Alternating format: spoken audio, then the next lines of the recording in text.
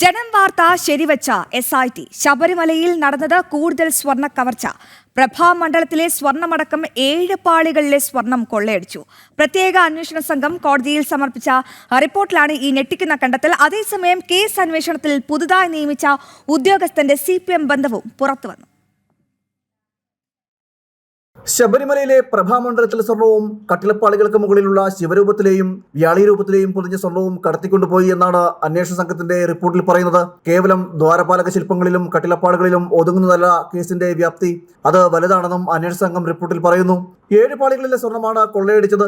ചെന്നൈയിലെ സ്മാർട്ട് ക്രിയേഷനിൽ എത്തിച്ച് സ്വർണം വേർതിരിച്ചുമെന്നും റിപ്പോർട്ടിൽ പറയുന്നു. പ്രതികളിൽ നിന്ന് കണ്ടെടുത്ത സ്വർണ്ണത്തെക്കാൾ അധികം ഇനി കണ്ടെത്താനുണ്ട്.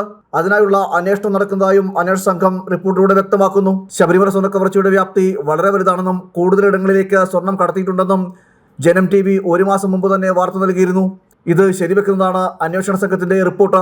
ഉണ്ണികൃഷ്ണൻ പോറ്റിയും പങ്കജ് ഭണ്ഡാരിയും ബെല്ലാരി റൊദ്ദം ജ്വല്ലറി ഉടമ ഗോവർദ്ധനും ചേർന്ന് നടത്തിയ കൊള്ളയിൽ ദേവസ്വം ബോർഡ് ഉദ്യോഗസ്ഥരും ബോർഡ് അംഗങ്ങളും കൂട്ടുനിന്നുവെന്നും റിപ്പോർട്ടിൽ വ്യക്തമാക്കുന്നു. അതേസമയം അന്വേഷണം അട്ടിമറിക്കുവാനുള്ള നീക്കങ്ങൾ നടക്കുന്നതായും വിവരമുണ്ട്. ഹൈക്കോടതി നിർദ്ദേശപ്രകാരം നിയമിച്ച ഉദ്യോഗസ്ഥന് CPM ബന്ധമുണ്ടെന്നാണ് വിവരം. CPM സർവീസ് സംഘടനയായ പോലീസ് ഓഫീസേഴ്സ് അസോസിയേഷൻ മുൻ ജില്ലാ പ്രസിഡന്റാണ് ഇൻസ്പെക്ടർ റാങ്കിൽപ്പെട്ട ഉദ്യോഗസ്ഥരിൽ ഒരാൾ. ഉദ്യോഗസ്ഥന്റെ CPM ബന്ധം പുറത്തായതോടെ ചുമതലയേൽക്കേണ്ട എന്ന് SIT മേധാവി ആവശ്യപ്പെട്ടു. ജനം, തിരുവനന്തപുരം.